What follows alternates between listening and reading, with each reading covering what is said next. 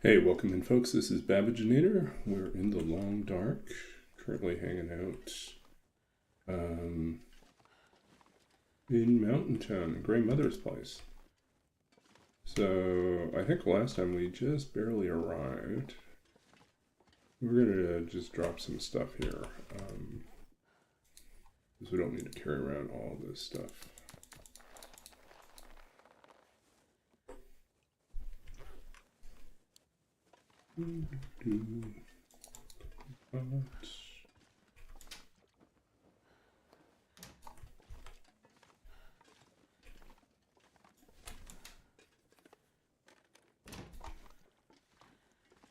I think we already looted upstairs, right? We went looking last time to see if there was... Yeah, we already did that.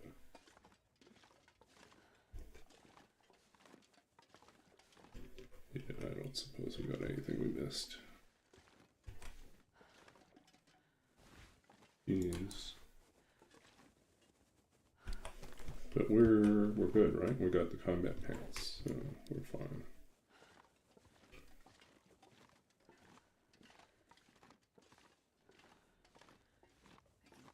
Walk with this much gear. Yeah, we already did that. And here.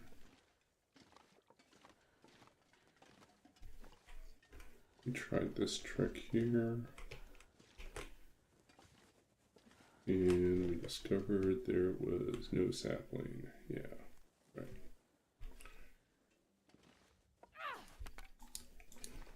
Okay. Hey, good to see you, Roller. Thanks for stopping in. Starting a couple of minutes late, a little bit late. I went to, for a change, there was a poetry event in my own neighborhood. So I just walked 15 minutes to go to the cultural center where it was being hosted. It's 6:30, and then it finished a little bit after 8, and then I walked home. And I took a shower. Let's see what you say here. As hard as a rock. Yeah, I mean, I think it's rock between a rock and a hard place. We just always find ourselves about what we need. Okay. Rock bottom. Yeah, we do have to collect a lot of stones now. Keep an eye out.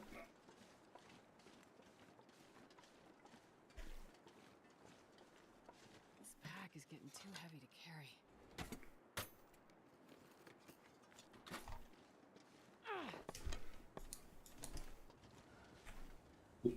We're a little bit early, but we'll switch out.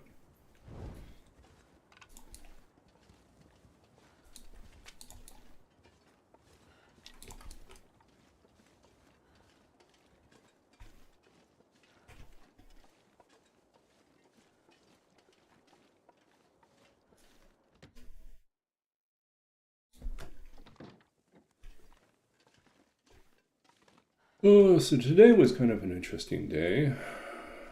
Normally I have a morning class, but that was canceled. In part because there's a student protest going on campus, having to do with a lot of different things, but basically wanting the university to divest of its investments in the oil industry and things related to so various political stuff that's happening right now. So yeah, some of the professors decided it would, rather than put their students in a difficult spot of having to choose, they would just simply either move things online, or in my case, they simply planned. Actually, I think in my case, the professor had already planned to be away even before the vote happened. So this was completely unrelated that we happened to have the day off. But we still had an afternoon class, and attendance was a little bit low on that. And it was just group presentations, so not my week, so I didn't have to do any presentations. I just had to sit there, listen to people's presentations, ask interesting questions. Yeah.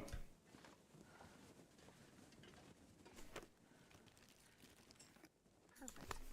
Okay, why are you keeping peaches in here? Maybe the kid liked peaches? Who knows?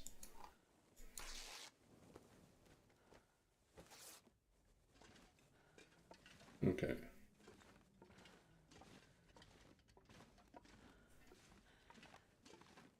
So yeah, and then the class presentations finished early.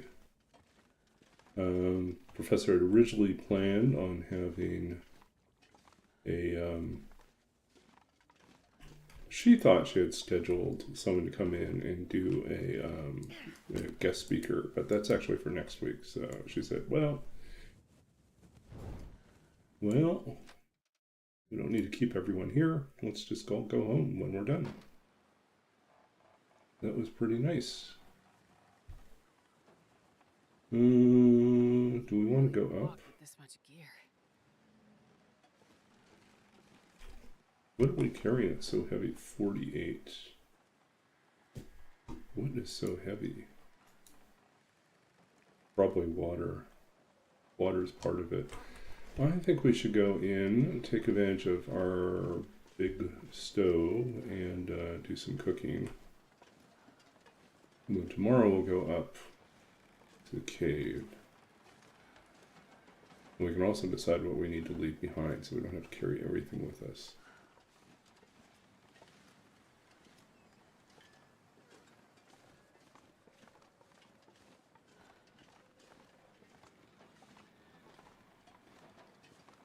Like, I'm just realizing right now I probably am still carrying the hammer, which I don't need to carry around with me. Let's see if that's true. Am I carrying the hammer? No, I got rid of the hammer, but we are carrying this, which we don't need. Oh, we have one of these. We have an extra one of those. We are carrying 5 stones.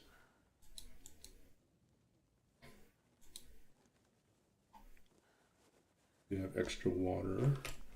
Okay, let's go ahead and. Oop, carrot. This pack is getting too heavy to carry. Oh, skillet.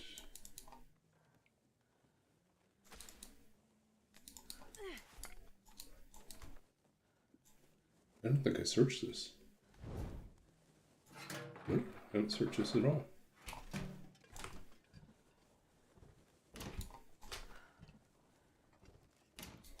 It's another pot. Look at how many pots we have.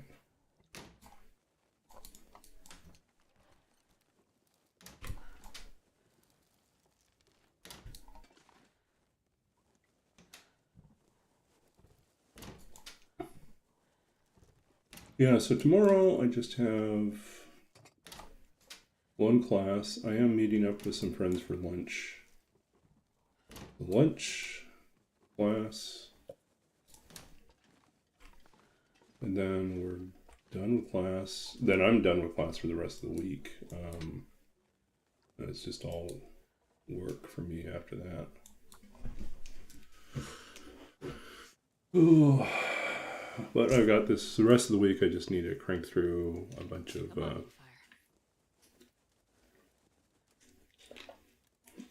reports and projects, to bits and pieces of projects I need to finish up. Okay.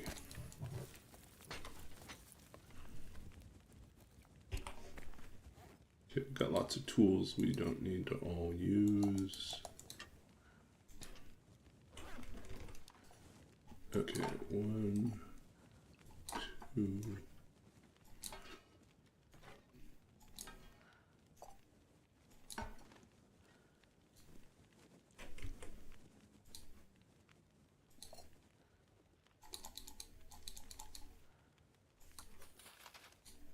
We're just stockpiling a bunch of water here, just because. Okay, let's make some bannock. Let's not panic. Let's make bannock. Do more bannock, less panic.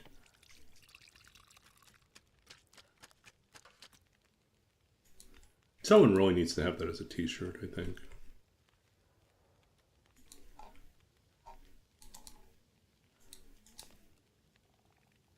Potato.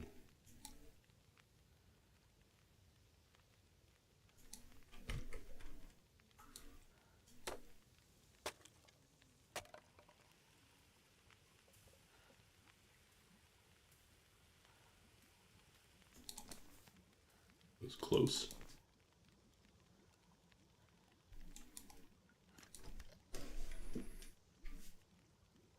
Eat some bannock in the hammock? Yeah. Let's do that too.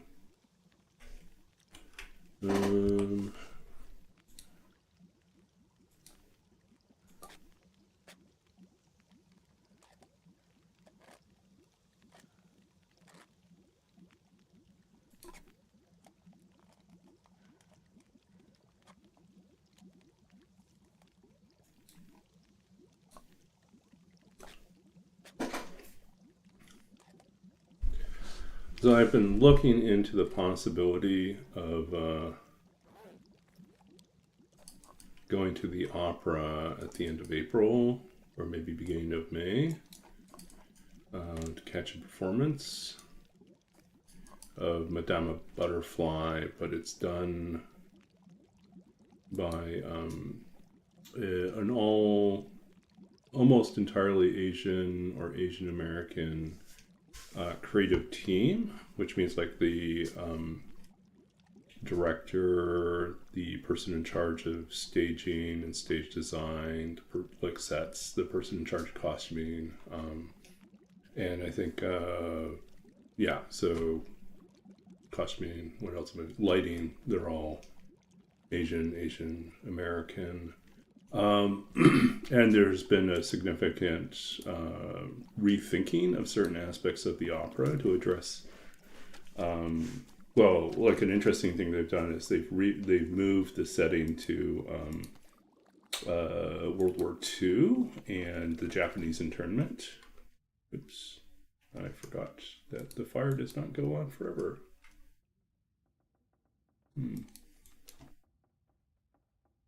Yeah, don't trust it, but yeah, I'm not going to do a Babbage and like become fascinated by the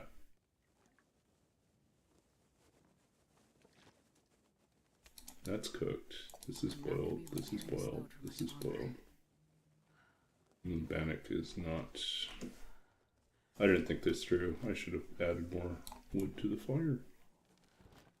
No, but yeah, the biggest thing I have to figure out is how much do I want to spend on my tickets, because it can't get pricey.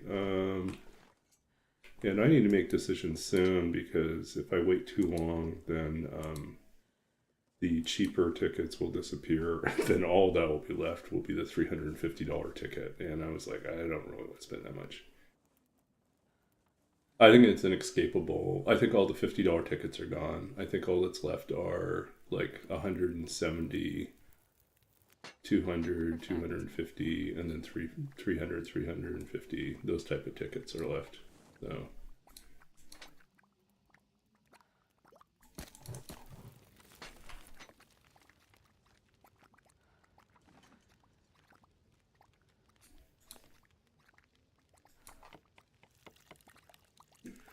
yep, but I might treat it as a birthday present to myself. Yeah.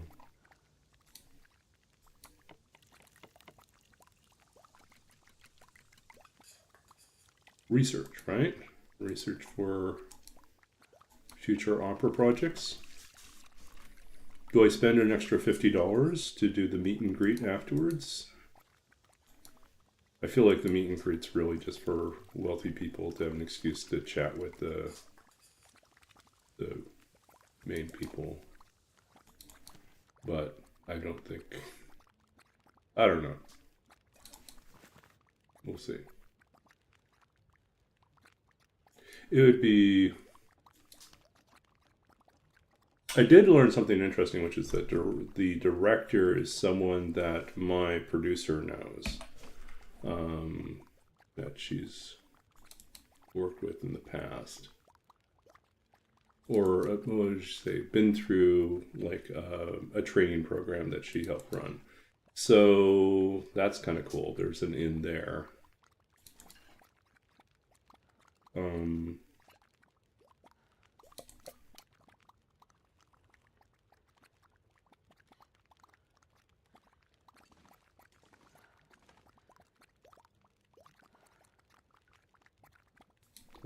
Okay, we need, oh, that's terrible. We don't want that. We want good torches.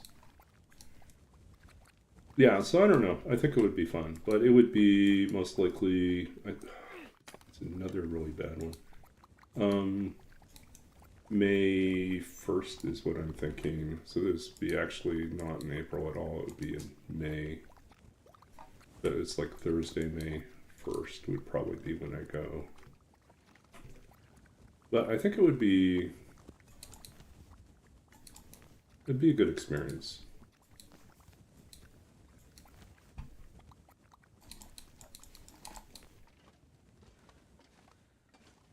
Okay, we've got too much water here.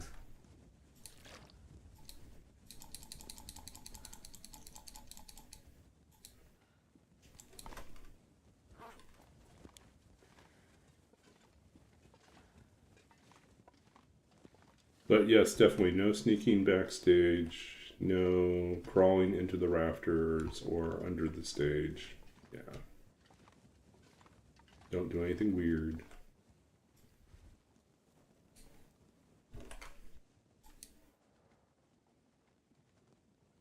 Okay, I think we're good.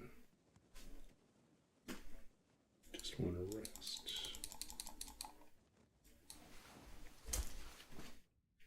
So yeah, so opera I think is on my schedule. And it'll just be a birthday present to myself to do that. And I got some interesting, I guess, good news this week. I had a meeting with another faculty person I'm doing looks like I'm working with on another project this summer. And she was saying that what she's negotiated with my boss is that she'll get to use me on my work hours for 6 hours a week, but then out of her own project, research grant budget, she would pay me to work an additional 6 hours. So that would mean that if I'm really busy, I could actually be working,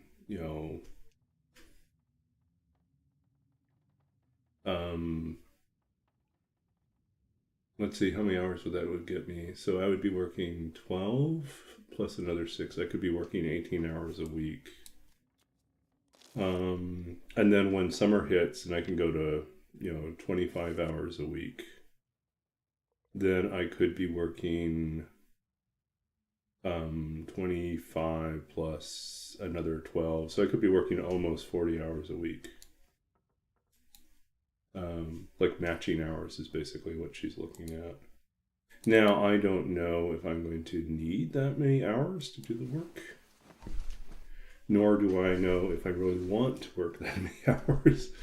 One of the things I have to admit that I am enjoying about my schedule, and I realize it's really untenable, it won't last forever, is that since I am basically told to stay at about half hours, I only work, 12 and a half hours a week, 12 to 15, and then during the summer can work like 20 to 25 hours a week.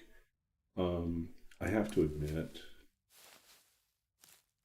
as long as the pay's good, that may be all the hours I really want to work anyways. So, but part of my funding comes from, right now while I'm a student, comes from the student loans that I have, and they disappear at the end of summer. And so then there's like an extra chunk of money that would be useful to have. So I don't think I can subsist without doing 20 hours a week minimum. Beginning in the fall, I would have to work at least like half-time in order to make things work right. Because Vancouver is expensive.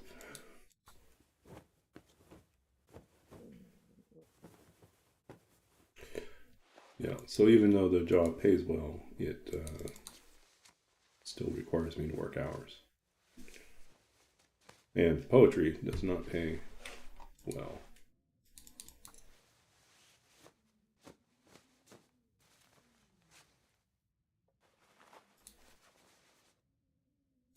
$92, $19, what is this? We can drop this one.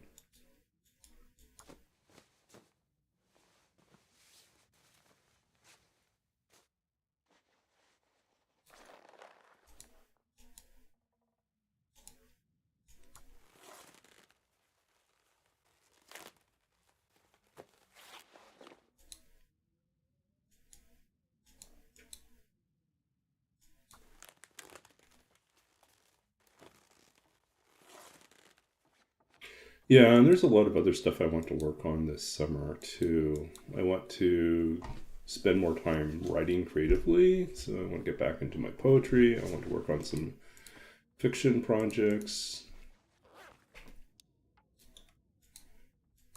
I want to work on those interactive fiction games, right? So I've got stuff to do.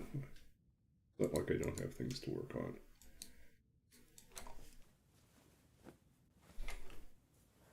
Can you eat trees? Because I'm gonna eat a tree.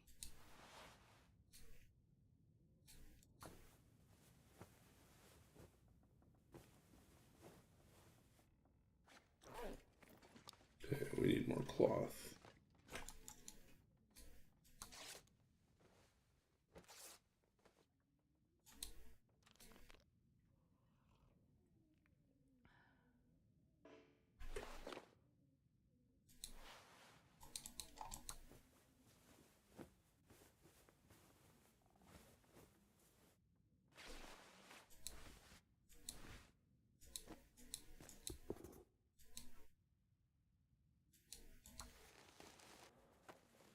I could eat a horse.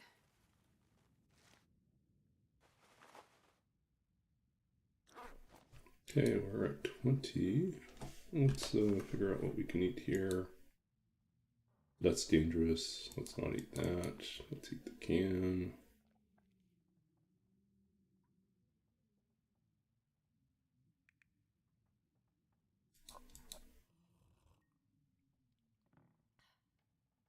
Sick. Okay, and then we can just dump these.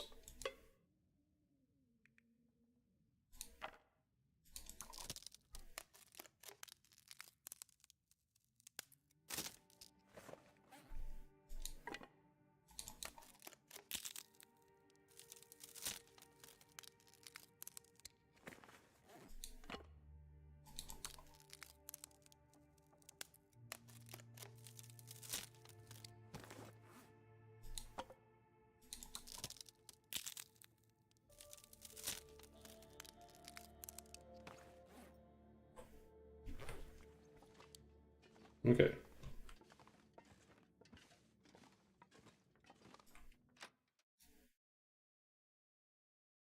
Oh, we should grab some Sure, I water. can carry much more. What's water we need here? Let's grab some extra water from...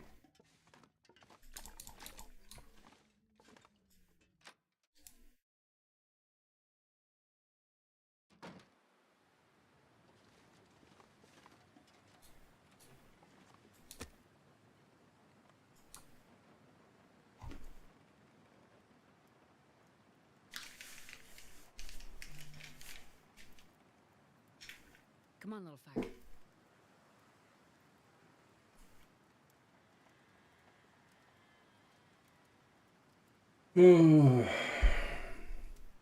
I think maybe one day I will invest in a better chair. This chair is not bad, but it is definitely Oh, yeah. one that leads me to do some extra slouching that I don't need to do.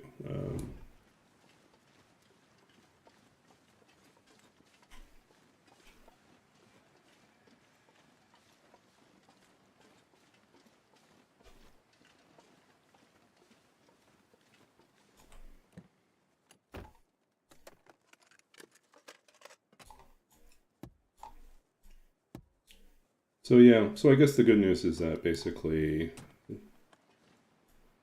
I have unexpectedly a little bit more potential for a little bit more income this summer than I was planning. And that's basically until the end of June. Man, this pack is getting kind of heavy. For the matching, grant money that comes in. So it's part of the summer. And then I'm also doing like a 10-day emerging poets workshop / boot camp thing that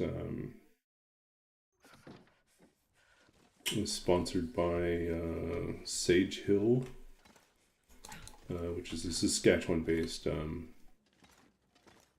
writing retreat, writing workshop series. And so that's a little extra income at the end of, I think that's end of June into July. This will come in handy. So that'll be nice. A little extra money. But really, it's the next few weeks I need to put some extra time in. This next month, really. So it's fine. But it would be even better if it translated into something more permanent. That's kind of the ongoing refrain. I have like my boss's number one goal for me is to work on so many projects that we can all point to and say, look how busy he is. Look how busy he is. Look how much we need to pay to keep him here helping us. So I mean, it's great that they're all showing up right now, but there's also only so much of me available, right?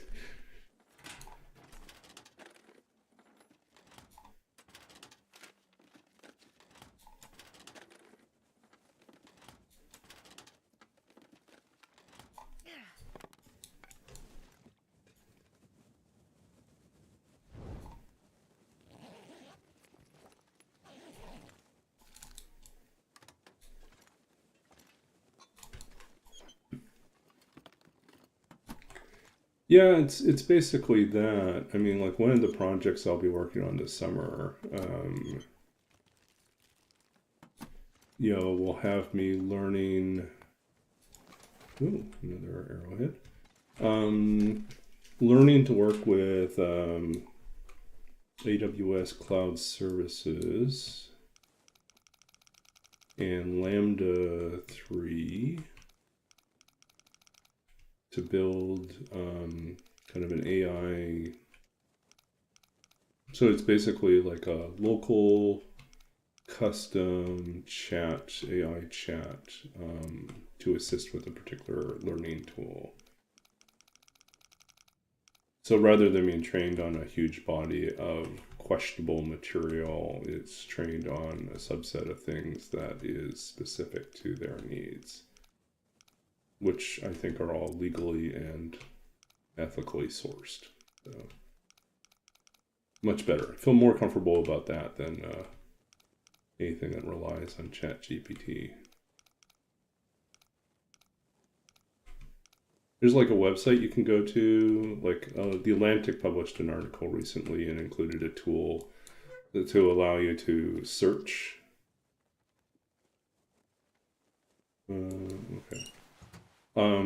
To search through the database of the LibGen database to see if you're an author, to see what, if any, of your work is currently in LibGen, which is like the most recent huge collection of materials that AI has been trained on.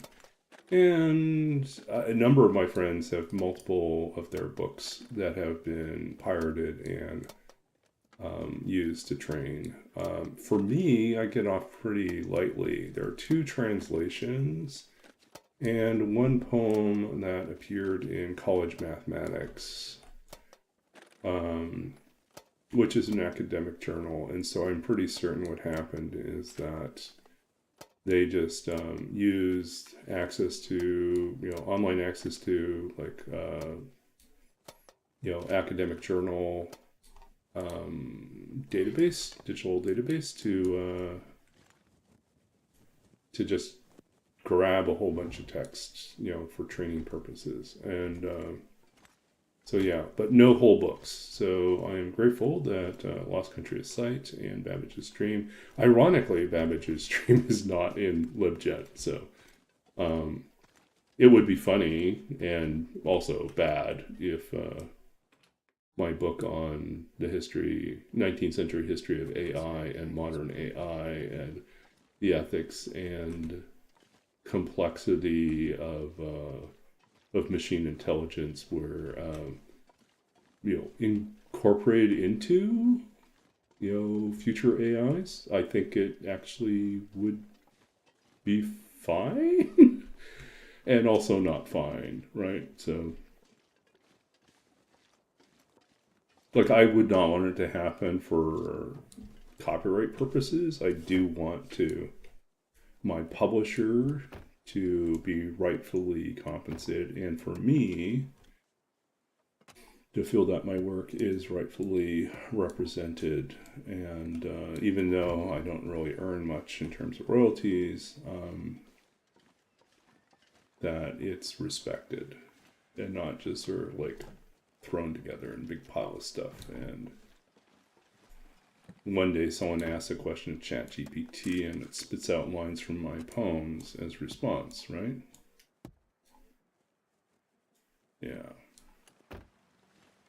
But yeah, imagine if you're an author and you discover that 7 of your books are all now. This is like the cows have already left the barn, it's already too late to do anything about it. That's the frustrating thing about AI, is that by the time you find out that your work has been used, there is literally nothing you can do about it.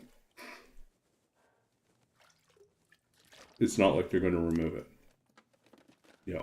The models have already been trained on it, so can't go backwards in time. And that's really kind of unfair, but that's kind of the reality. Look at how many skillets we have. This place has so many skillets.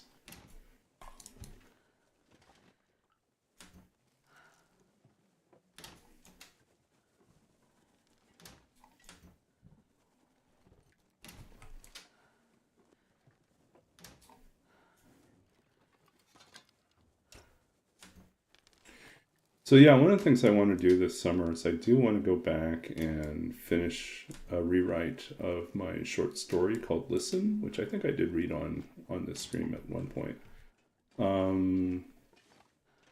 And probably write some more stories. I do want to work on some creative or lyric essays. On a number of topics related to books and reading and libraries and collecting. Things I've been thinking about a lot, and I just really haven't spent much time writing on in a creative way lately, but I've wanted to.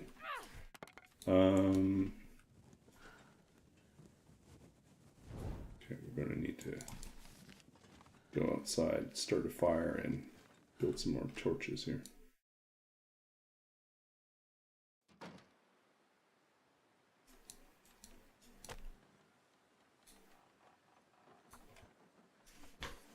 I don't know if we have enough sticks for this. Come on, little fire. Come on.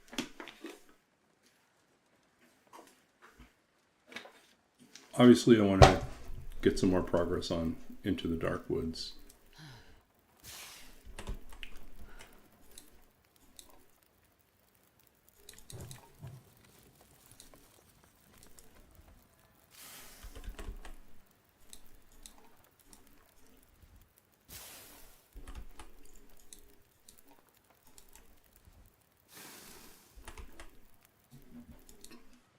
Okay.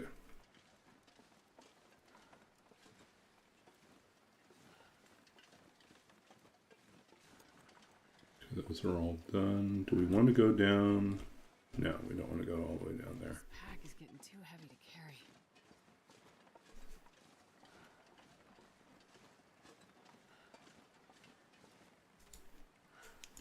That's 7 liters again. Too much water. Astrid's going to be up all night.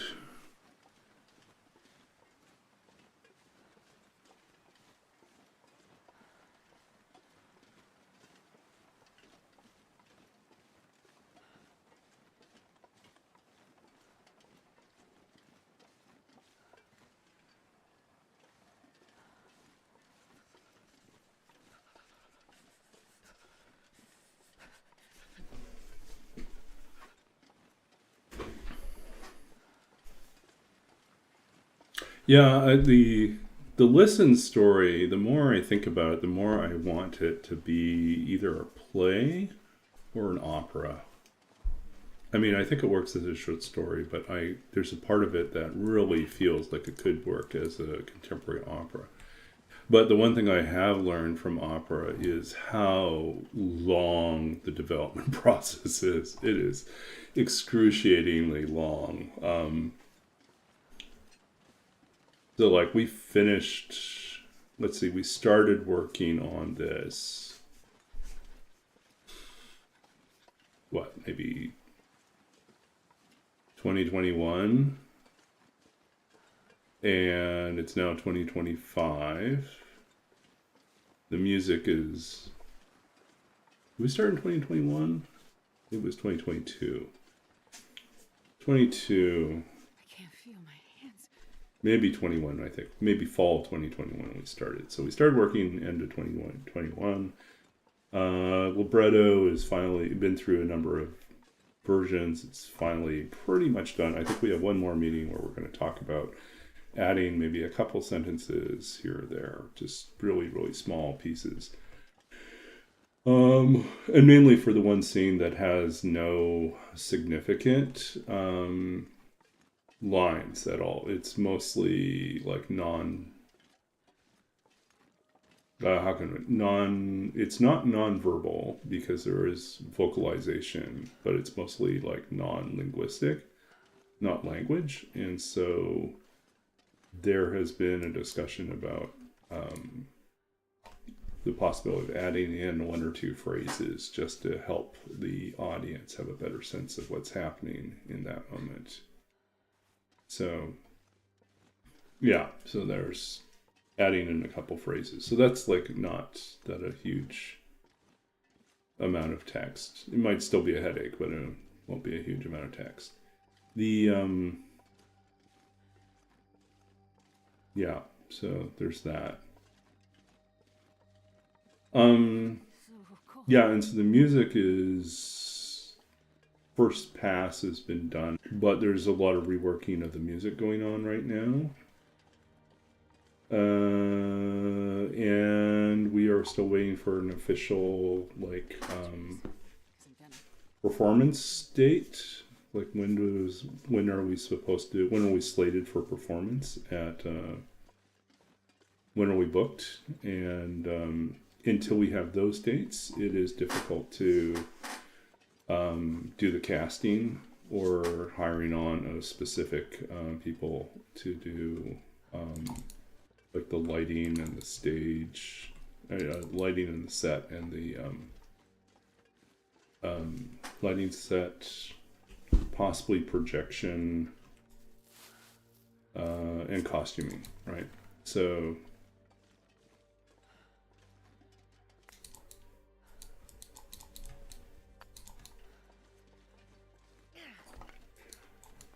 we have to wait on those things.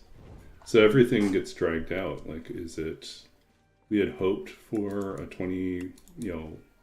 November 2026 performance, but now because of various scheduling issues, that might turn into November 2027, which means that the festival performance won't happen until 2028. Like, we started in 2021. Like, this is 7 years, 6-7 years of development. Long time. So if I work on something else that's going to be an opera, that's my fear, is that it's just going to be such a long wait before I get to see it. But I think it also depends on the type of, like, where the debut is planned for, what's the venue that you're looking to get. The bigger the stage, the longer the development. If you are not expected to make it to a major festival and this is kind of a passion project, then maybe it's something that happens sooner than if it's not so complicated. Okay, I'm going to take a short break here. I'll be back in a second.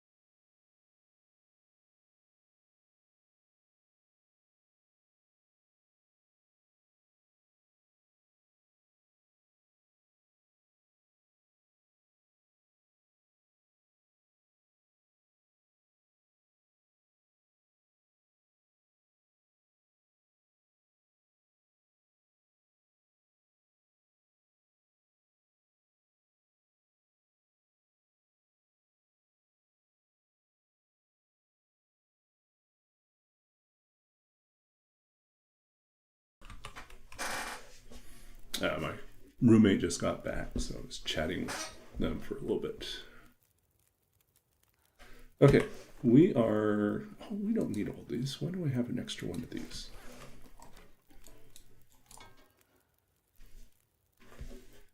Maybe the festival will be relocated. No, I don't think the festival will be relocated. That one's like... That's our producer's baby. It's definitely a New York thing. The... Wherever we do our debut, that might get shifted. I think there's still interest in doing Los Angeles, but there may be like an opportunity to do it in another location before then. So, yeah, we'll see. We'll see how things play out.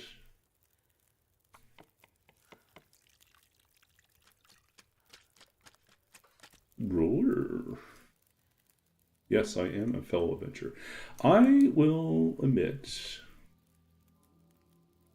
I have been... I reloaded up Skyrim and have been playing that sometimes.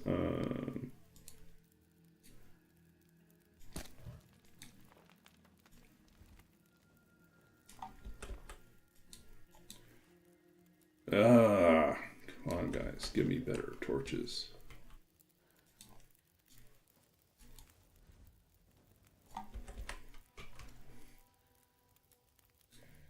So, I'm trying to do a Skyrim run where I never become the Dragonborn. I'm going to avoid the main quest completely. I mean, it's kind of true of most of the runs that I do, except for the fact that I usually do trigger the Dragonborn start, and then I do have to deal with dragons all the time, and it gets really annoying. I also am not really that excited about participating in the Civil War timeline or plot line, so I'm also going to avoid that. Oh, my roommate, yeah. Yeah.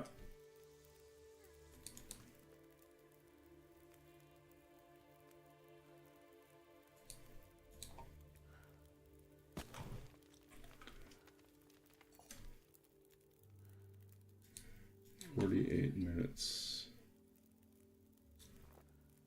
Oops, that's not what I wanted. I did this wrong.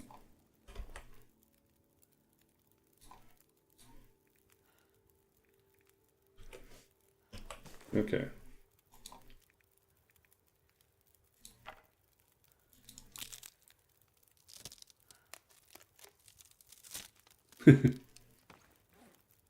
Now I'm running the Live Another Life module, among other things, which means that I start off someplace far from Helgen, so I'm not even at the starting point when I start. Okay.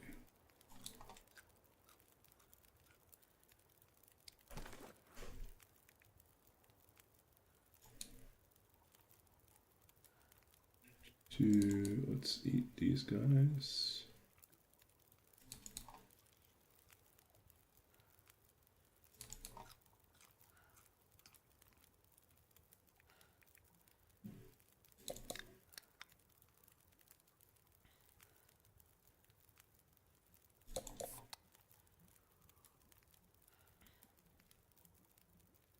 Okay.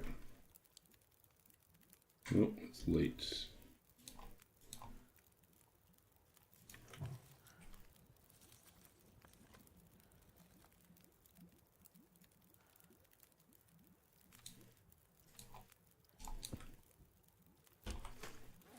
How many pieces of cloth do I have? 3. Okay. We'll repair that in the morning. Okay. Let's see here. 22, 26. Okay, we can just sleep.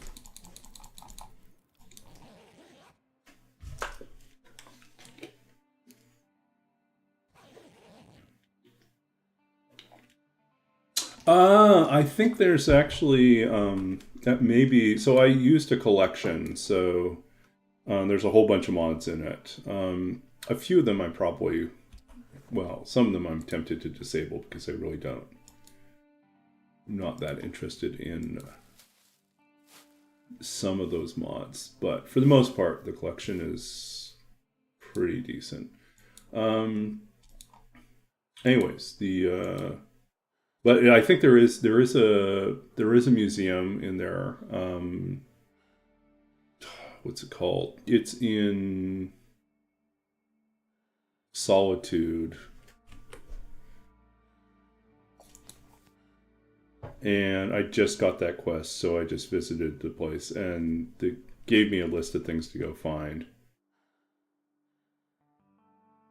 I don't know if it's exactly that one. I think there's a few other like quests out there. But this collection adds a whole bunch of extra like side quests and interesting like gameplay features. There's like a whole card game thing. Where you're collecting cards and some other stuff.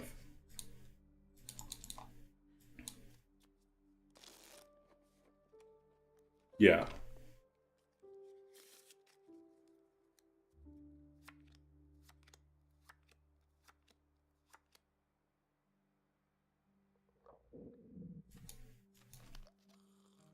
We don't need 8 liters of water. What are we doing? Why did we go crazy with water here?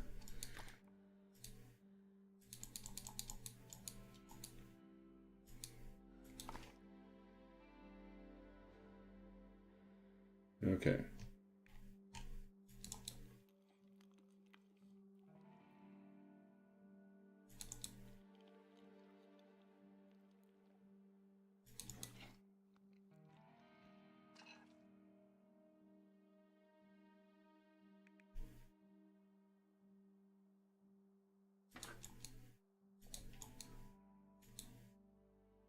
I'm not going to be able to carry this load for much longer. Okay, things we probably should take care of. This guy.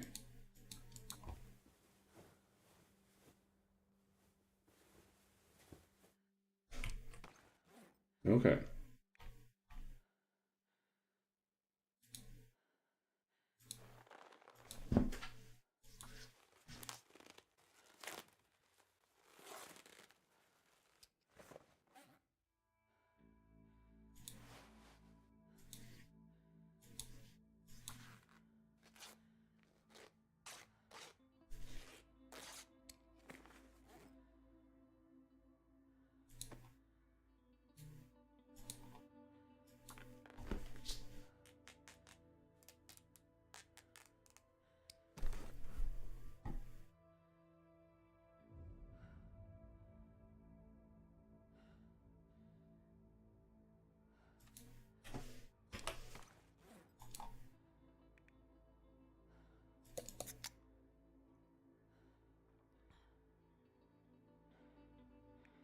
Okay.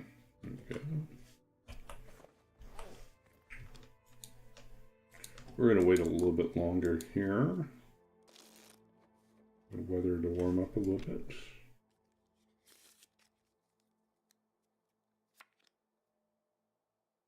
It's foggy.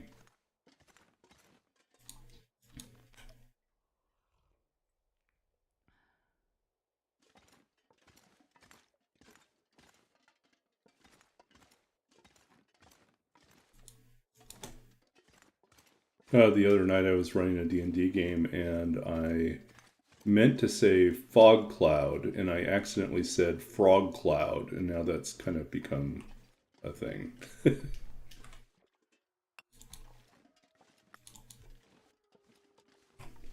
Ooh, thank you for the hydrate.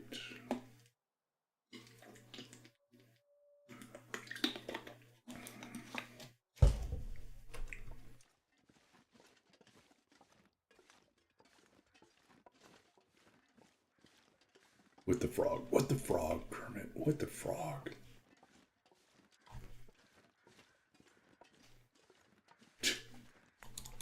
Yeah, that's a poison cloud, definitely.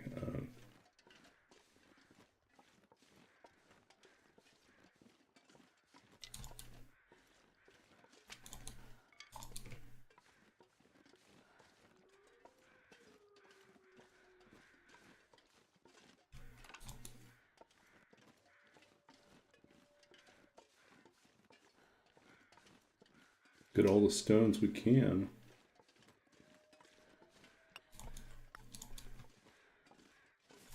Cattails too.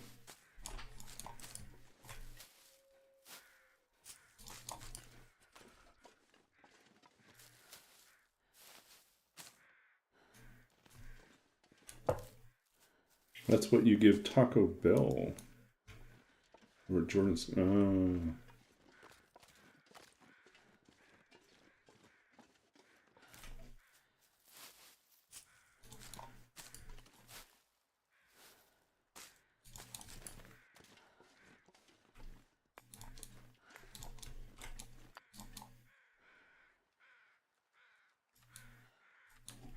Do we want to start picking on rabbits?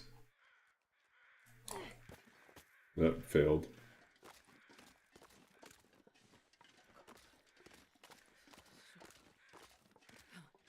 Oh, look, there's free meat over here.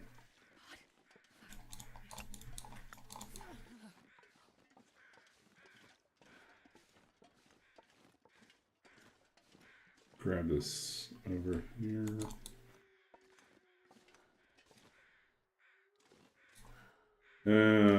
Okay, annoying.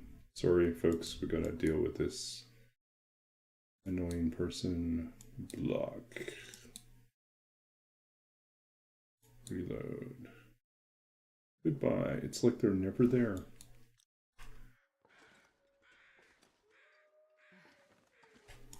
is making my head feel thick. Do we have enough sticks? We got 4 sticks. That's not enough.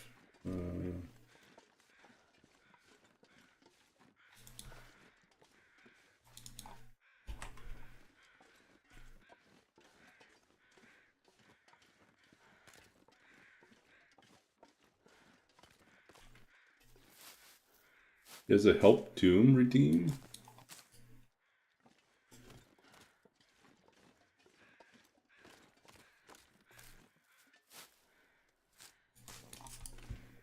Actually, we may not really need to kill those rabbits.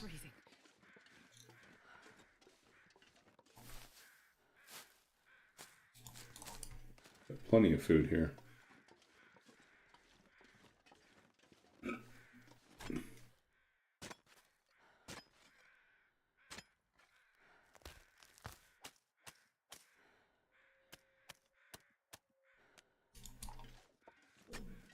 Does that help Doom for like an RPG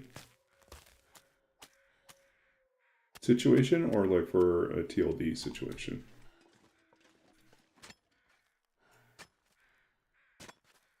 I remember Wands, and actually also Big Fish, used to have redeems. Big Fish should have redeems where people could like do all sorts of terrible things to him, like make him tear up clothes and things like that.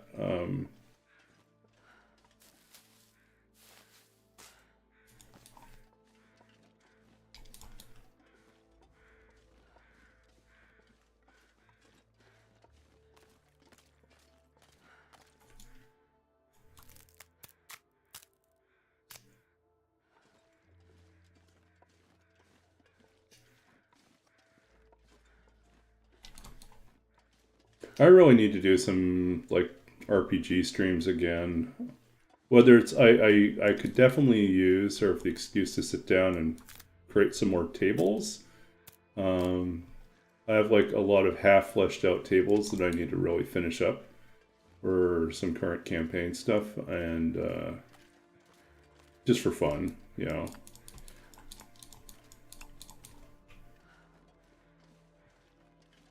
Oh, hello. What are you doing here?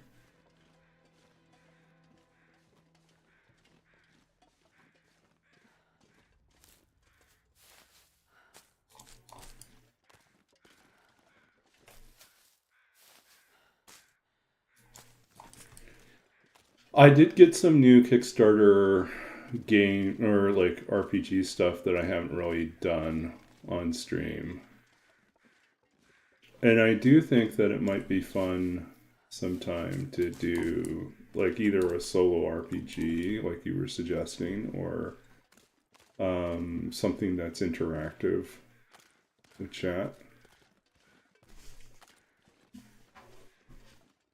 Or like I kind of toyed around doing something with Prof Niels to do I think it would be fun to do a collaborative thing where we I don't know. I think like something that's like RPG improv would be kind of fun.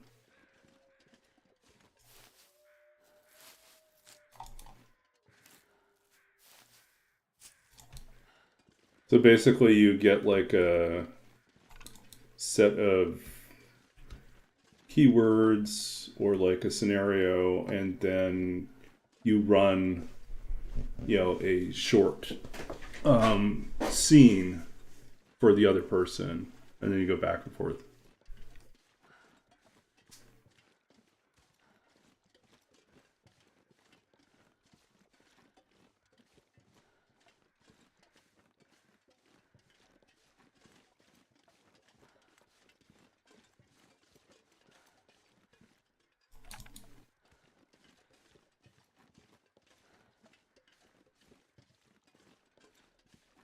We have still not seen a maple sapling. It's been like a long time since we've run into a maple sapling. This is really discouraging.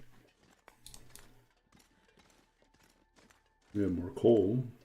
Take more coal.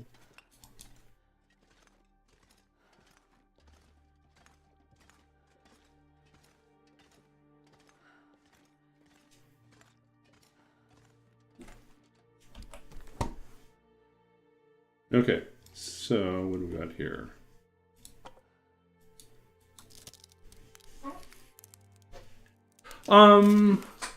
Some of them did. I'm still thinking my way through, like,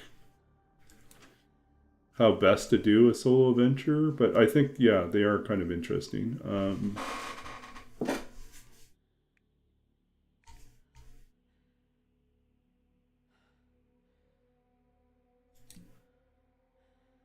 Honestly, I just don't use these, so I'm going to leave that behind.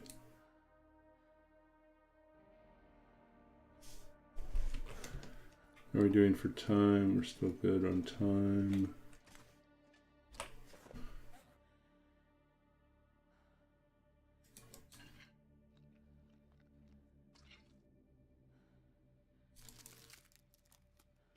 Not good food poisoning. Okay.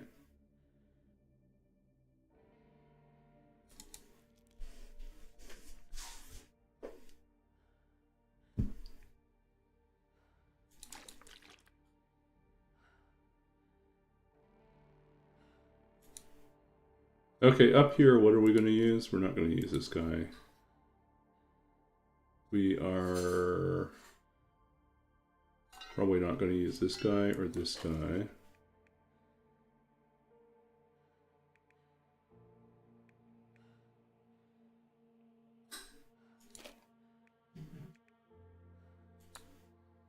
Drop all of these.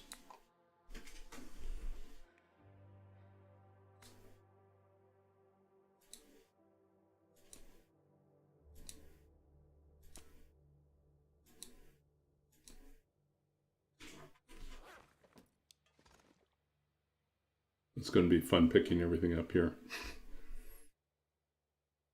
25. We're at 25 stone, so we're almost at 50. Halfway there.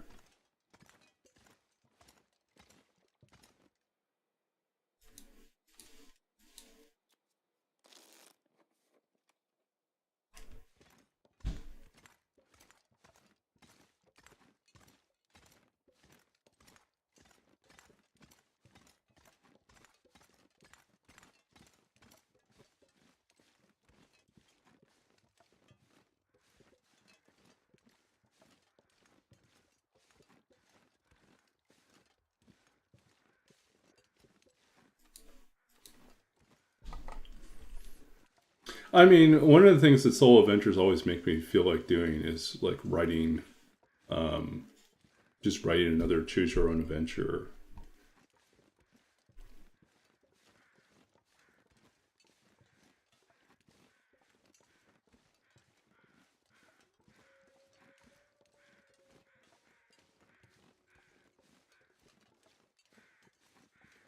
Okay, we dumped all our stones. We have to remember to pick up another stone.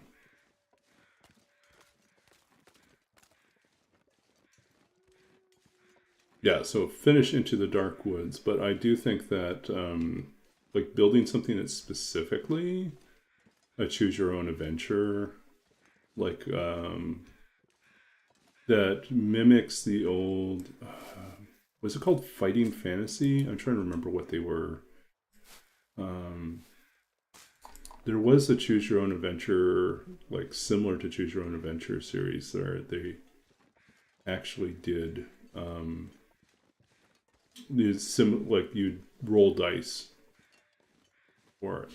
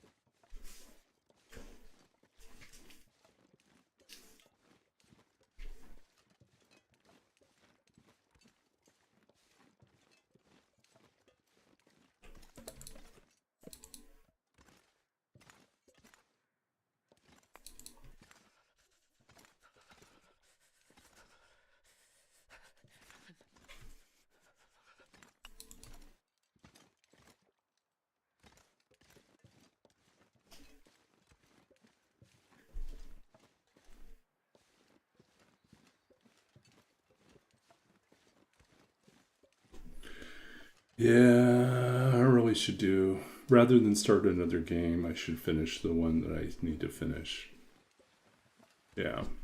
No, I hear you. I mean, I wrote a new game, but it was a collaboration with other people in a project group, you know,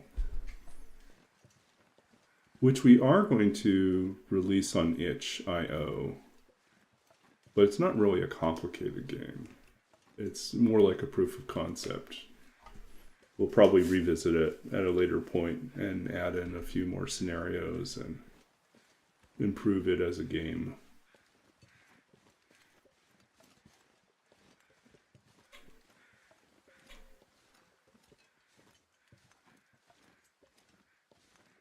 Yeah. Oh, I do want it to. I do want to finish Into the Dark Woods, just because I feel like I hate having projects that are really incomplete. Um, and I have friends that keep asking me about If at home, we'll warm up soon. about it. and about other ones that I've started but not finished.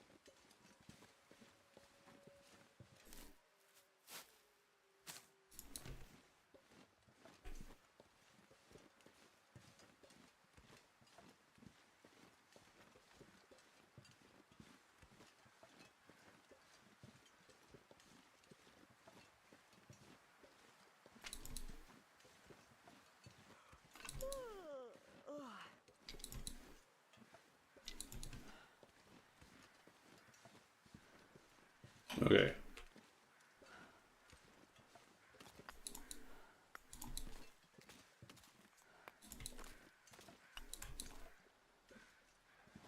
This pack is getting too heavy to carry.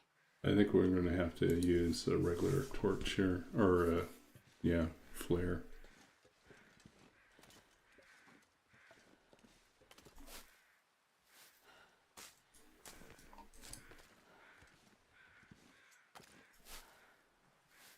It's just too gusty.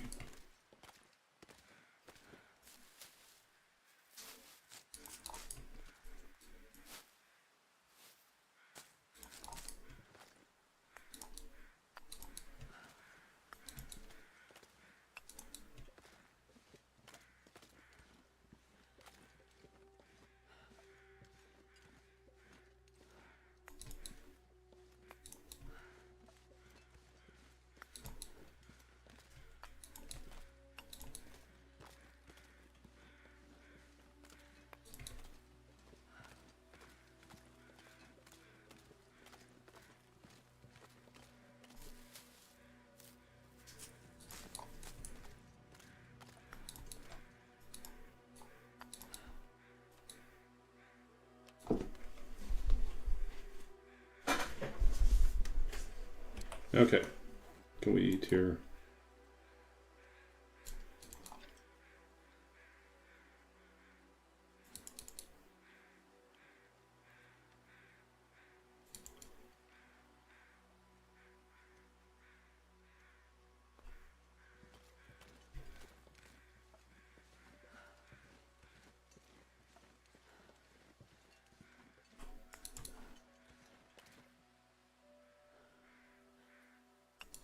You finally got the Monty Python board game from Kickstarter. It was delayed due to tariffs. Oh no.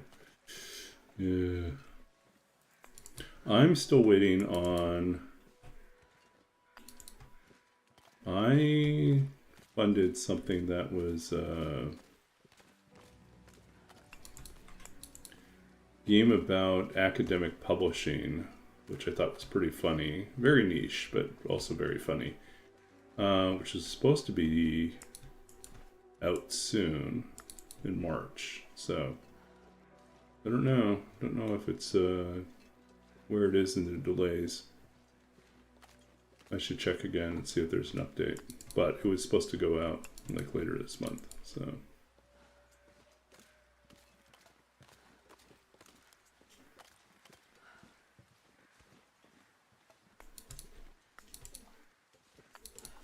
how are we doing on stones? 21. Okay.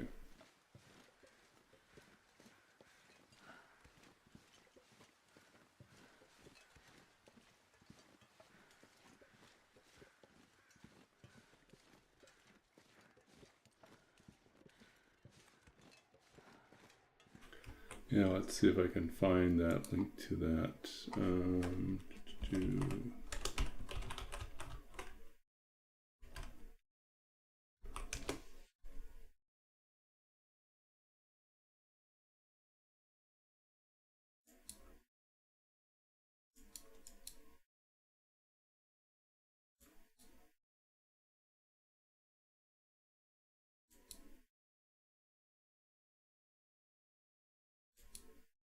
Hold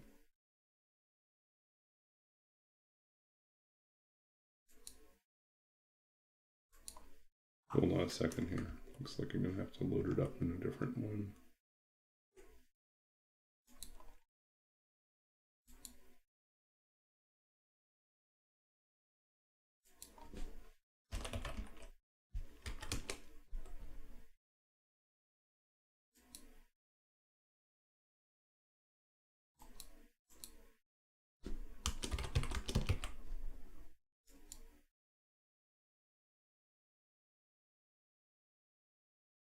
Okay, it's called Publish or Perish.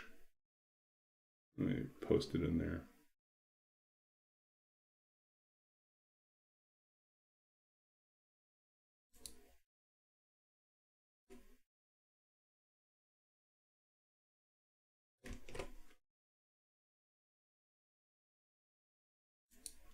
Now, I wonder where it is in terms of the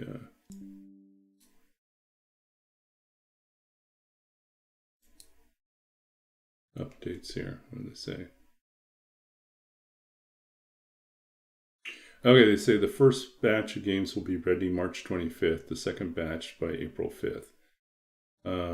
So it's the hope will they'll arrive by end of May. Okay, so it's coming, not here yet.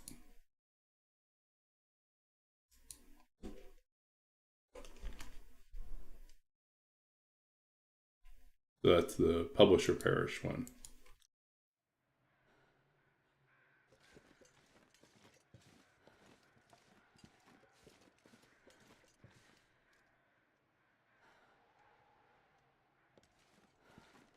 That rabbits or wolf?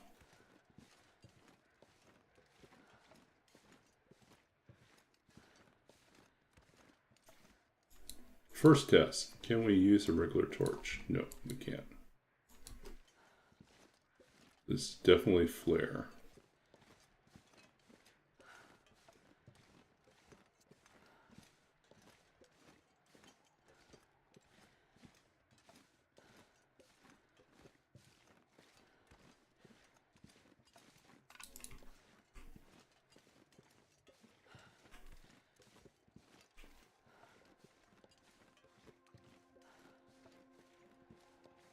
Did they move the wolf? Or is the wolf still here?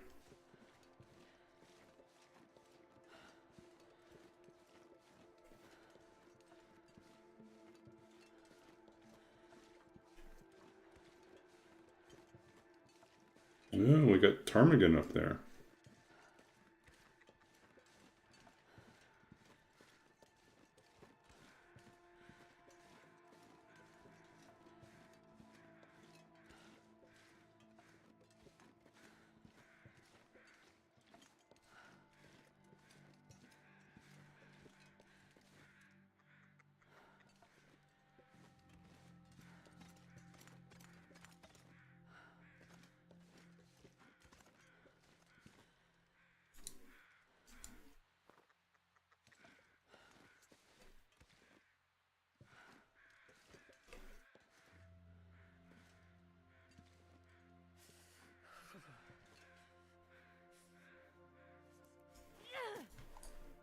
Nope, missed.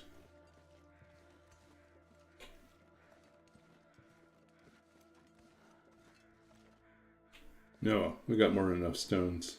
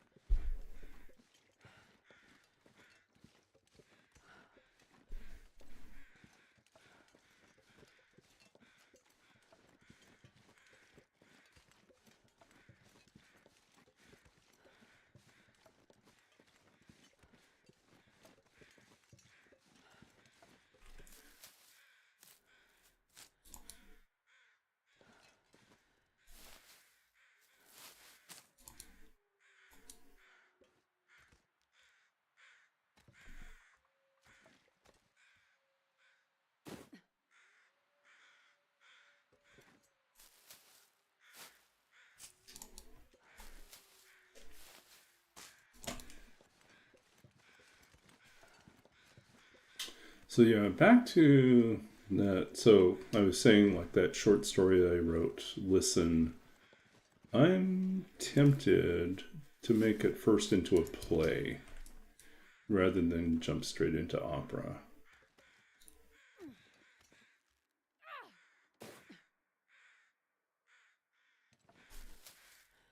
One, I haven't tried writing play yet. I've just done opera and poetry, so might be an interesting challenge.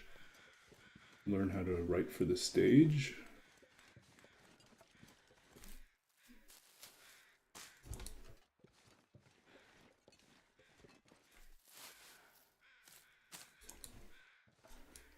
Two, it's easier to get things performed as plays than it is to get them as operas.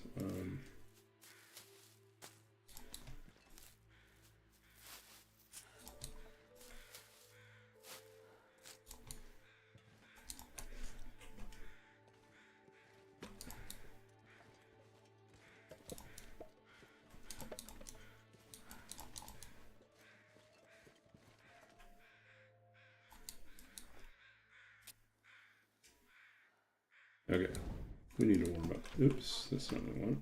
We need to warm up anyways. So, doing a little cooking makes sense. Ooh. Come on, little fire. A beautiful mind. I mean, I also need to work on some novels. I've got too many projects.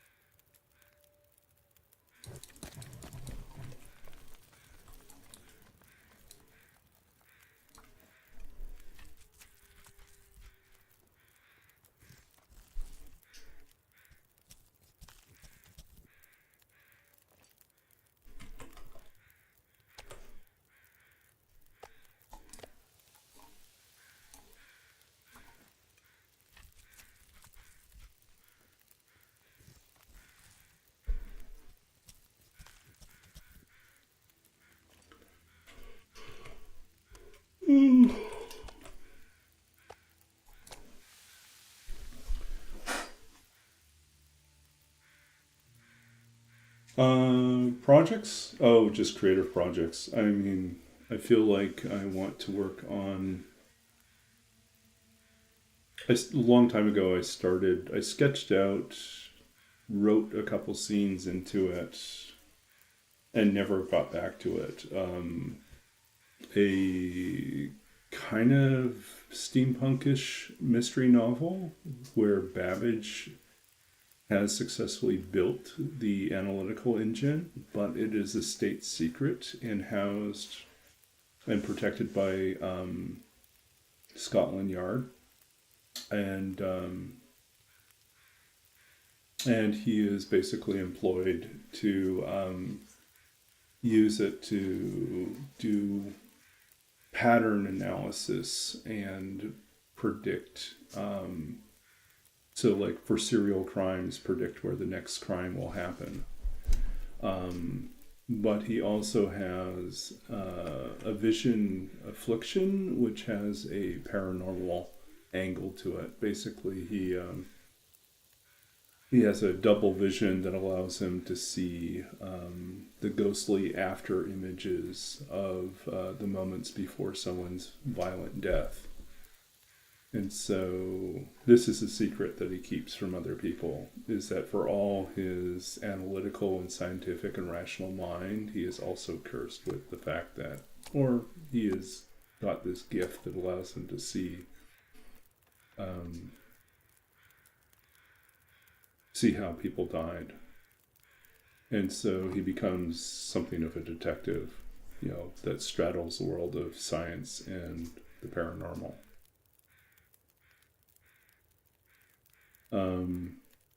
And then there's a lot of ways in which major literary and historical figures interplay with the with the storyline. And Ada Lovelace is, works beside him. And spoiler alert, becomes a vampire because of something that happens. And then has to balance her own struggles between, there's a whole thing about how her father, Lord Byron, didn't die, but was actually cursed to become a vampire with an artificial heart, with a mechanical heart. And that in his misguided attempts to save his daughter from her fate to die from cancer, intervenes by converting her into a vampire, something that she did not ask for.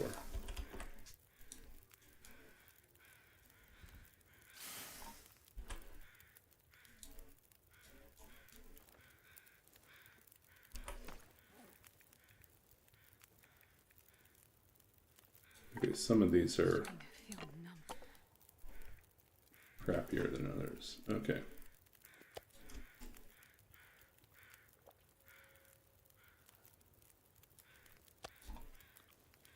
So you have Babbage, who can see the image of people's violent death, and who is haunted by his own ghosts, in the sense that he's already lost his wife and 2 of his children and his father at this point. And you have Ada, who is simultaneously liberated from her. She has to live in secret. She's already had a public burial when she awakens. So she has to live a new life, secret and separated from the people that she knew. And the only person who knows about her is Babbage.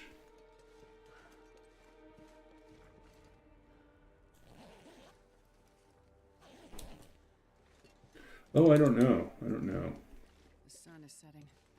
It's gonna get a lot colder soon. It'll be useful.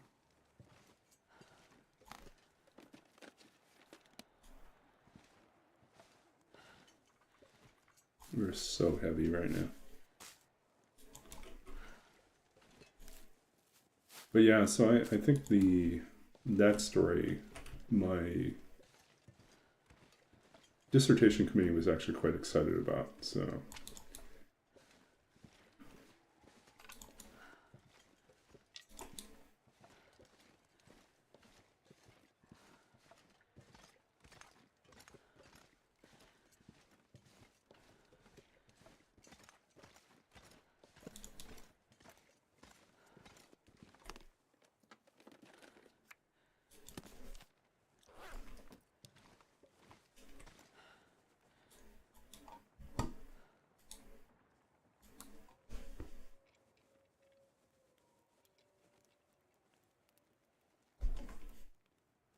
Little fire.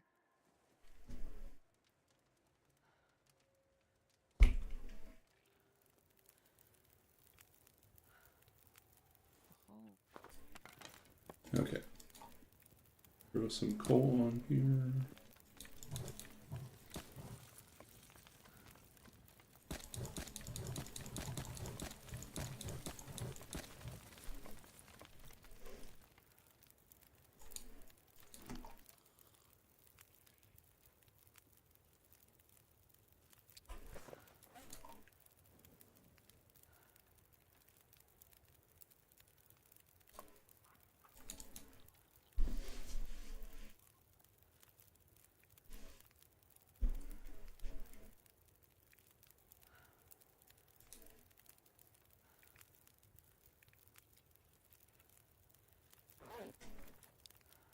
Okay.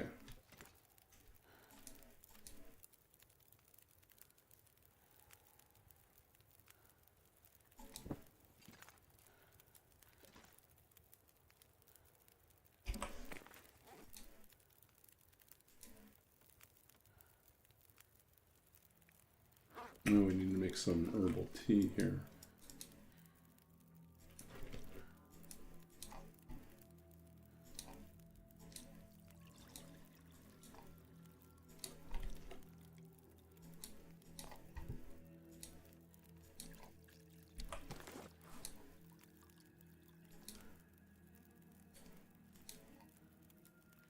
$208. Wow, we collected a lot.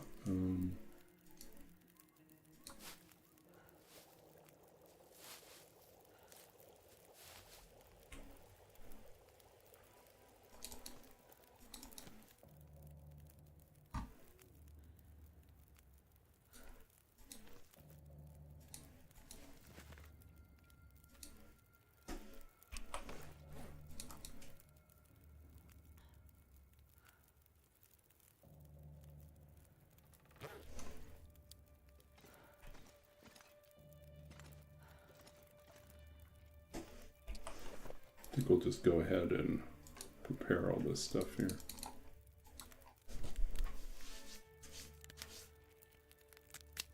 think I need to lay down. Yeah, I think so too.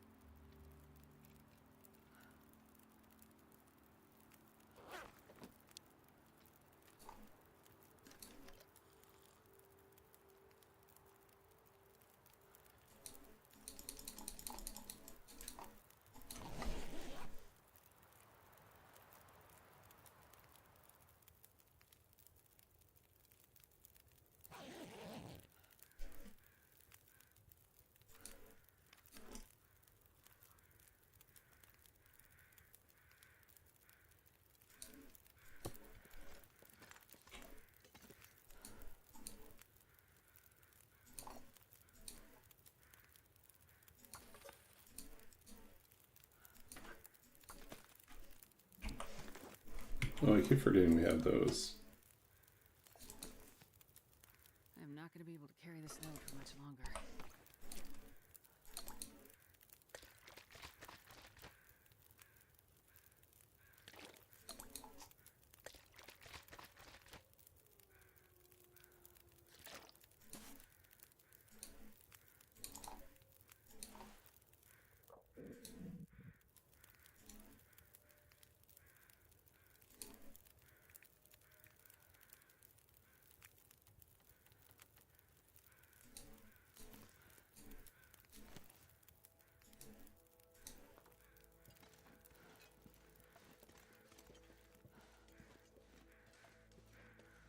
Honestly, I don't think there's anything we need to search for at this point.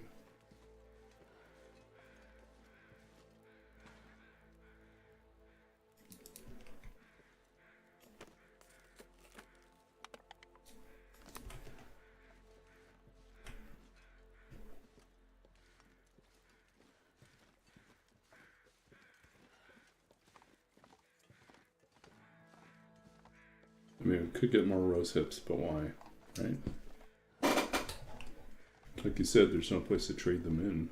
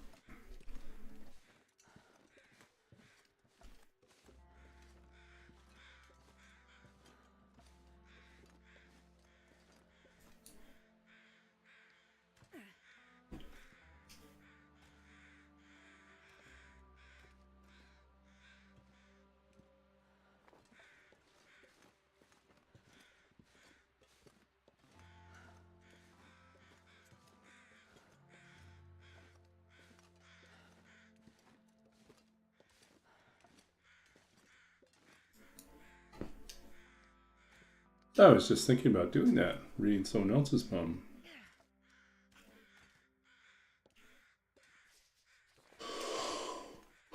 When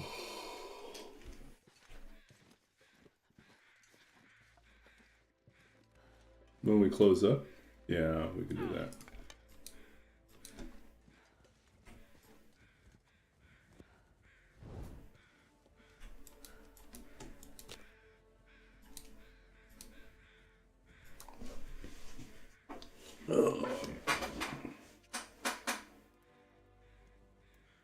Come on, little fire.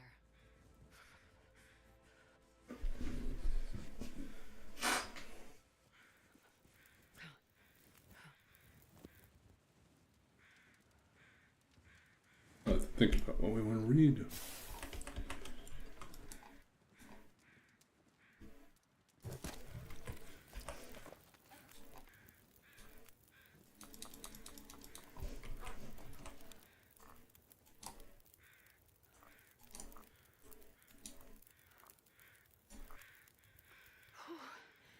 Sure getting cold.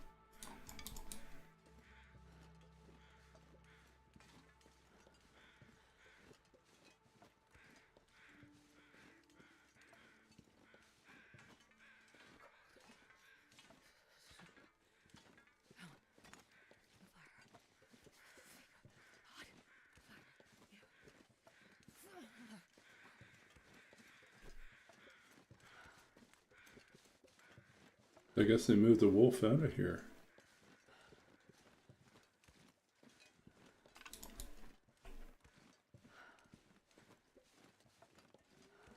Or like everything else on this run, everything's spawning in late.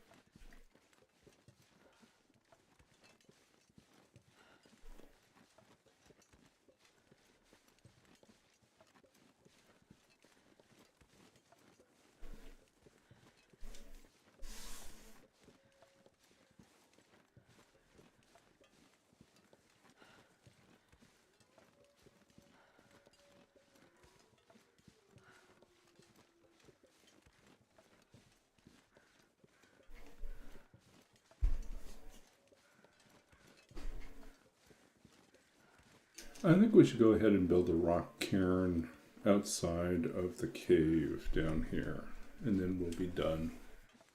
And it actually is useful because, I mean, that cave doesn't have any storage, so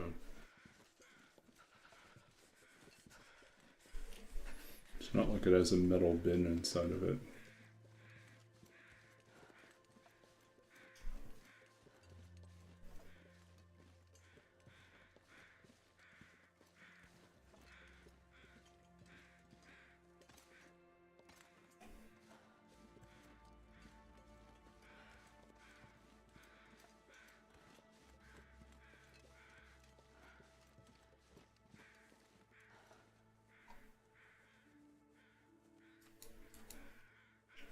Guess we should get some meat here. Yeah, exactly. Well, it's the type of place that's useful if you have to deal with cabin fever. So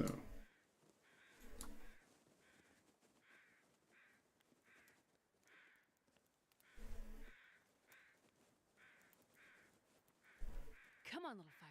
Come on.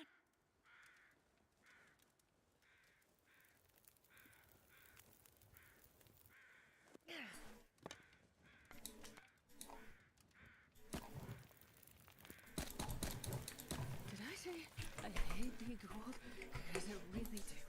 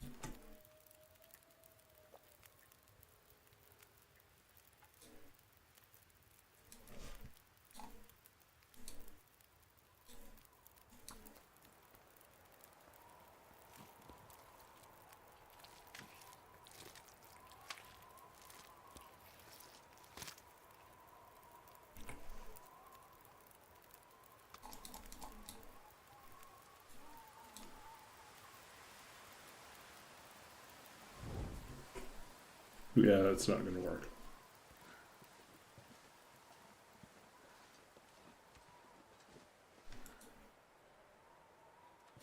I don't think it's likely, but we'll just keep one ready.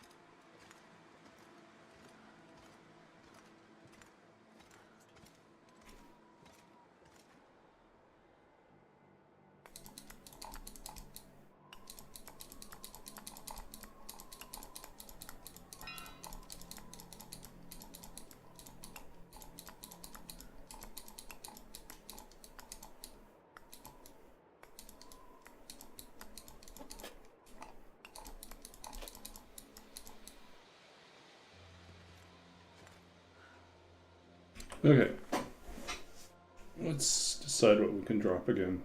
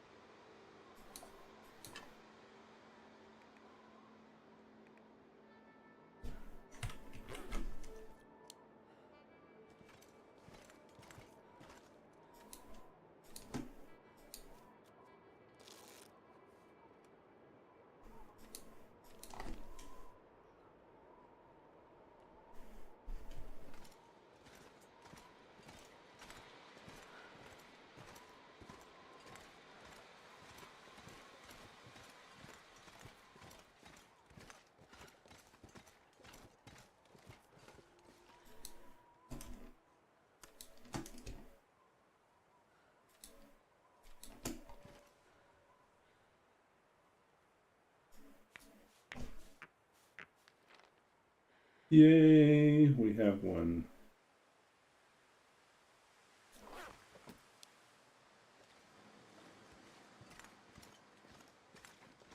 Oh, yeah, I know.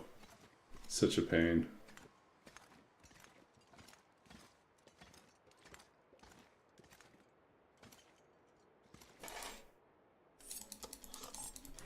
Barely walk with this much gear.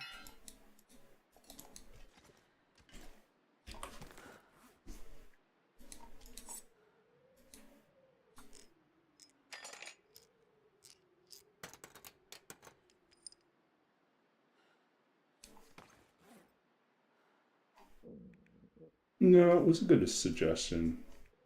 It's nice to have something that's annoying as a thing to worry about.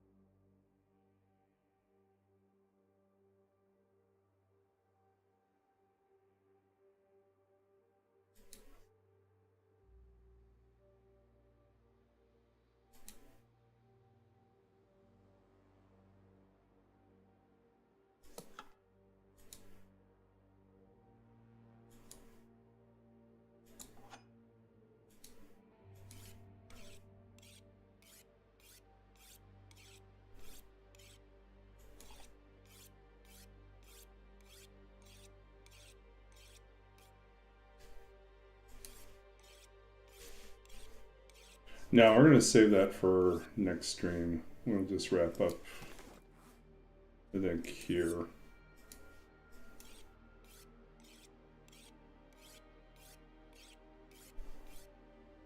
Let Astrid get some sleep here.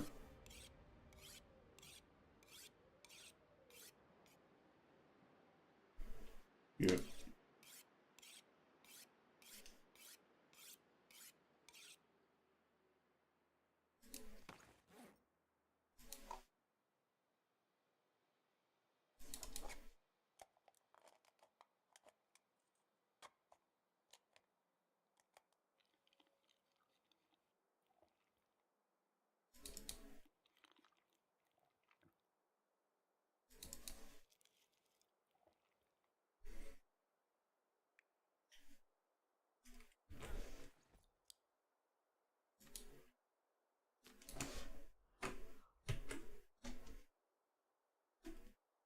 Yeah, that's good enough. Okay, so I'll read a poem from someone else.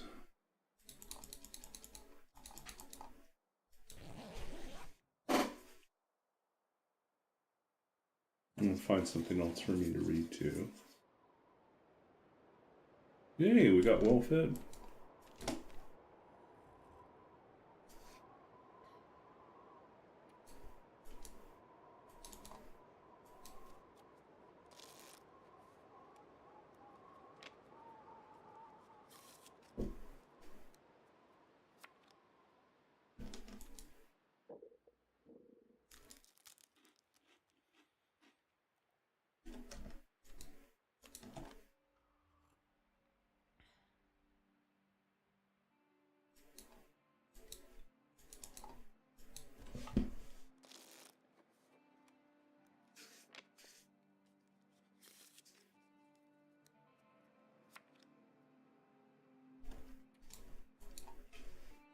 Okay, so we're on day 82.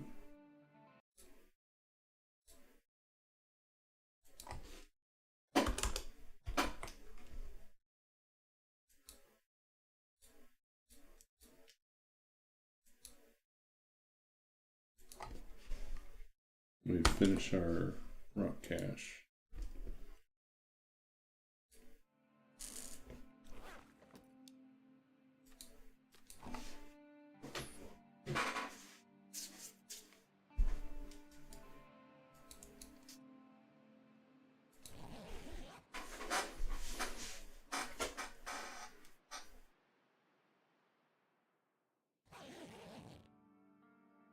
Okay, so yeah, let's read something. Poem from a friend.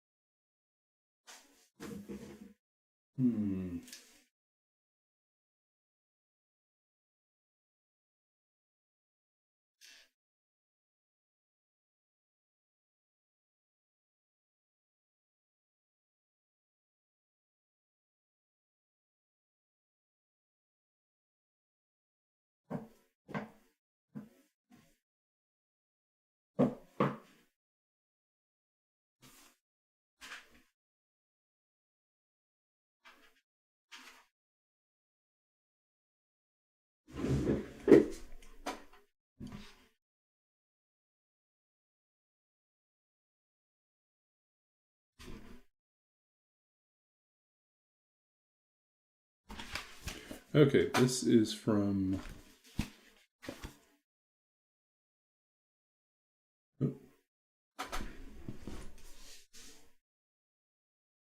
somehow I misplaced my, hold on a second. Gotta scoot and find myself my other set of reading glasses, which somehow I have misplaced from this desk.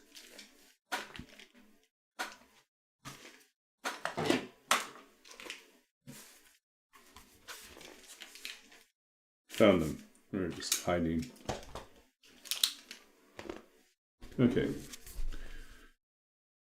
Let's see. I think I want to read something from Ilya Kaminsky, who is a Ukrainian poet, lives now in Southern California, who's deaf, and he's one of the interesting people who had a phenomenal first book, and I don't even know if he's ever published a second book, but like he built his entire career on that first book. And then all his work that he does in terms of wait a sec, I guess there's his second book, Deaf Republic. Let's double check here.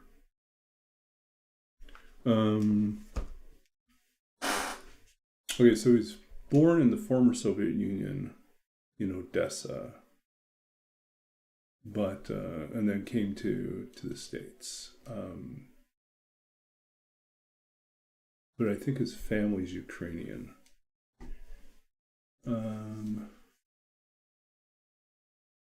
Let's see if we can find a good home.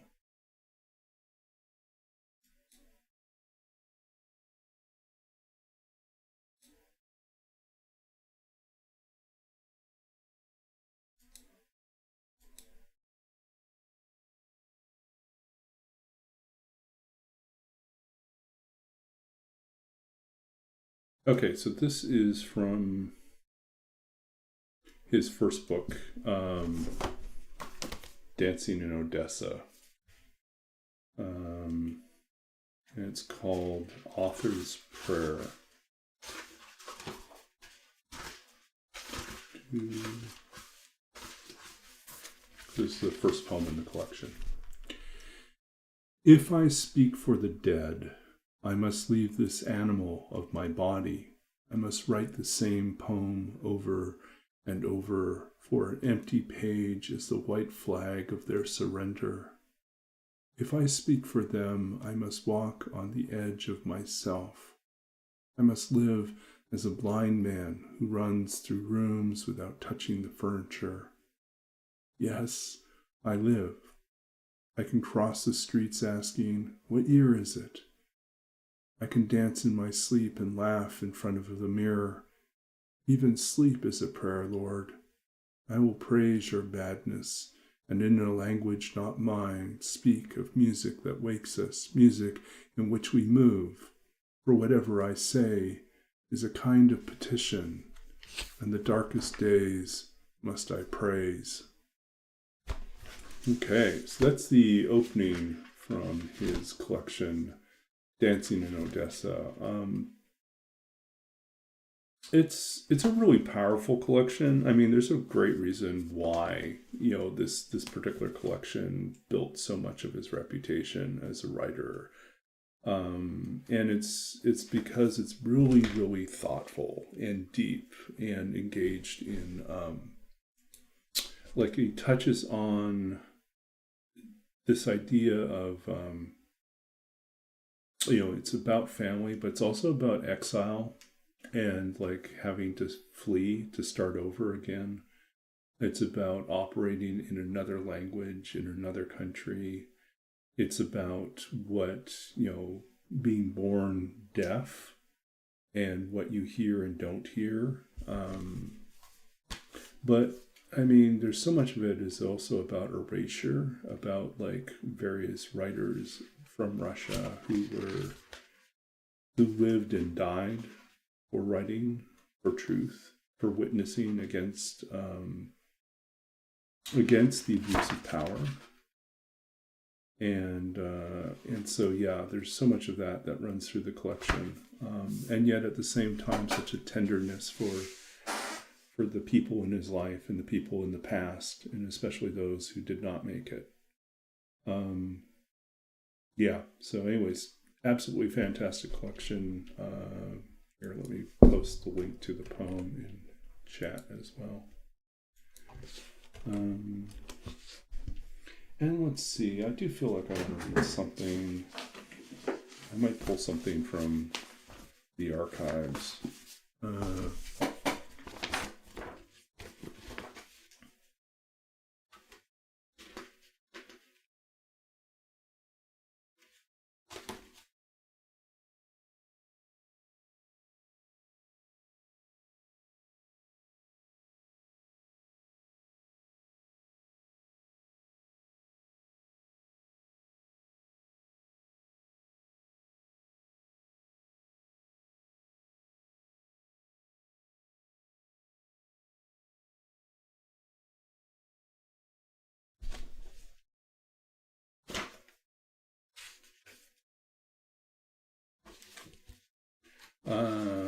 Let's see.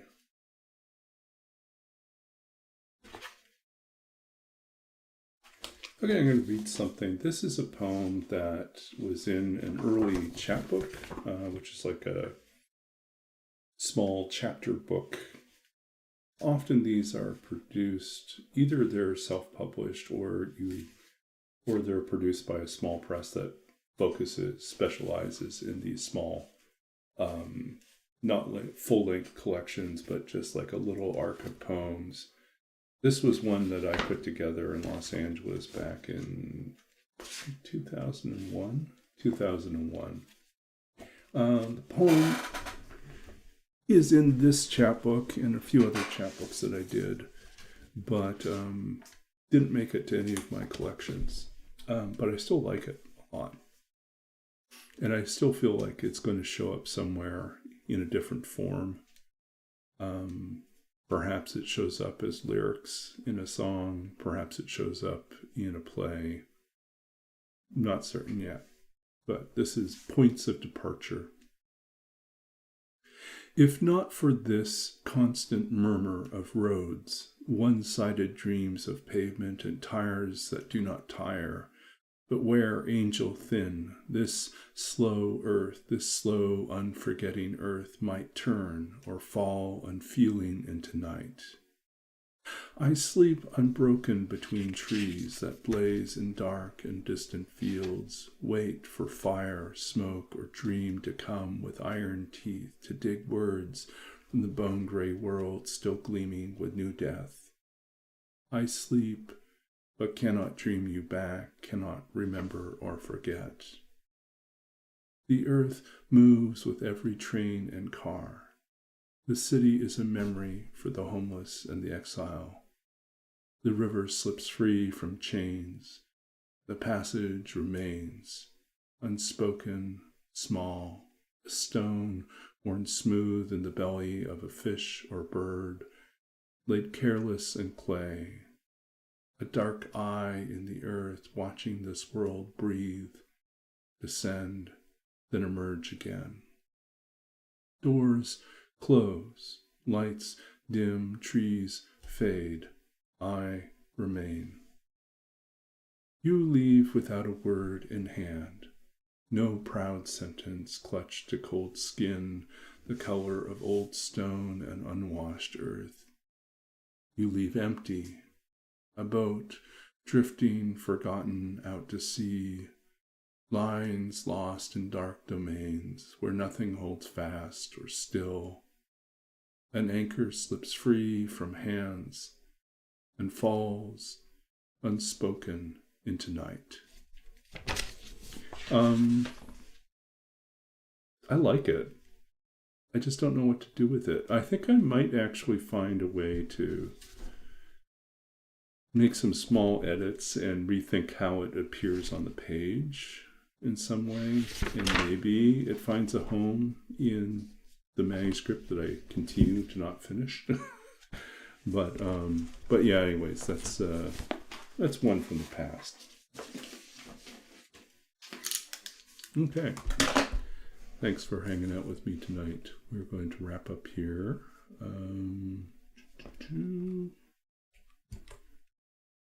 Let us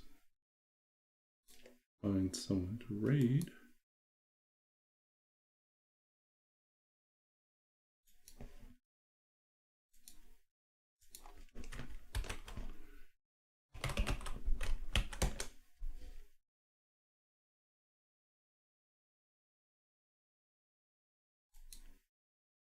Okay, who do we got? Lorian Tormuse. There's Tormuse. We'll drop in on Tormuse.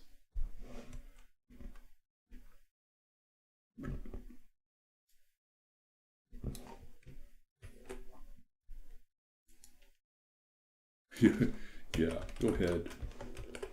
I will probably just raid and run on this one too because it's late for me. Okay, thanks for hanging out with me tonight. Wishing you all the best, and we'll be back again Thursday. I think Thursday night. Yeah, should be okay. Okay, until then, take care, and we'll see you soon.